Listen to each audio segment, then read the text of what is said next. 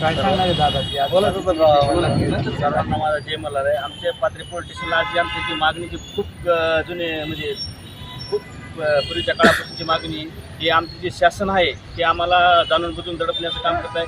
जे आमचे मल्हार येते दीपक बोराडे हे जे उपोषणाला बसले यांच्या जे उपोषणाला जे दखल सरकार घेत नाही त्याच्याबद्दल त्याच्या सासऱ्याने त्याची हे करून ते आत्महत्या केलेली आहे. या सरकारचा मी जाहीर निषेध करतो फडणवीस सरकारचा. जे फडणवीस सरकारनं आमचे जे पहिल्यापासून ते अगोदर काय म्हणजे जे धनगड आहेत पण धनगड आम्ही हुडकून त्या जे त्यांनी रद्द केला. जे धनगड जे खिलारी कुटुंब जे आमच्या संभाजीनगरला आहे ते त्यानं हे केलं. पण ह्या जाणून बुजून जे फडणवीस सरकार आहे यांनी आम्हाला समाजाला म्हणजे आरक्षण न देण्याचं हे ठरवलेलं आहे. पण आम्ही सरकारला एक सांगू एक इशारा देऊ शकतो धनगर समाजाच्या वतीने. त्यांना आम्ही जसं ह्याच्यात बसवलं सत्तेमध्ये तर सत्तेच्या आम्ही खाली सुद्धा त्यांना आम्ही काढू शकतो. हे यांनी लक्षात ठेवा आणि लवकरात लवकर आमच्या ट्रेन मार्ग मोकळा करून धनगर समाजाला आरक्षण द्यावं ही आमच्या सर्व मराठवाड्याच्या आमच्या पाथरी तालुक्याच्या समाजाच्या वतीनं त्यांना विनंती आहे. या संदर्भात आपण निवेदन दिलेले आहे. या संबंधात आम्ही पाथरी पोलीस स्टेशनला तहसीलला आम्ही निवेदन दिलेलं आहे.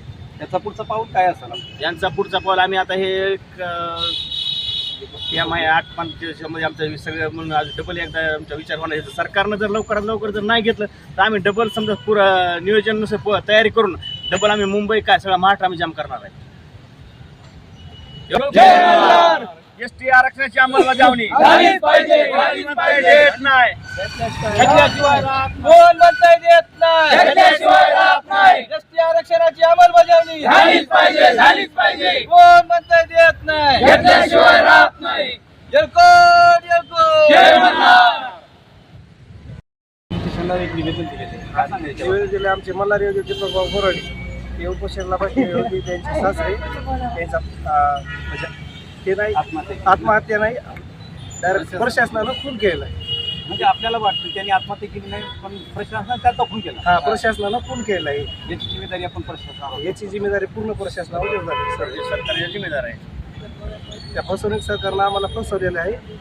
हे आरक्षणसाठी आमचे मल्हार योगी दीपक बोराडे हे डबल आम्ही ताकदीनं मोठा संघर्ष करून तिथं बसणार आहोत. मेंढ्या शेळ्या कुत्रे सगळे घेऊन जाणार आम्ही मुंबईला डबल जाम करू. आझाद मैदान हे काय सगळं मुंबई पुरी जाम करणार आम्ही. येळकोट येळकोट अंमलबजावणी झालीच पाहिजे. झालीच पाहिजे. कोण म्हणता येत नाही. घेतल्याशिवाय राहत नाही. सरकारचं करायचं काय? खाली मुंडकं वर पाय.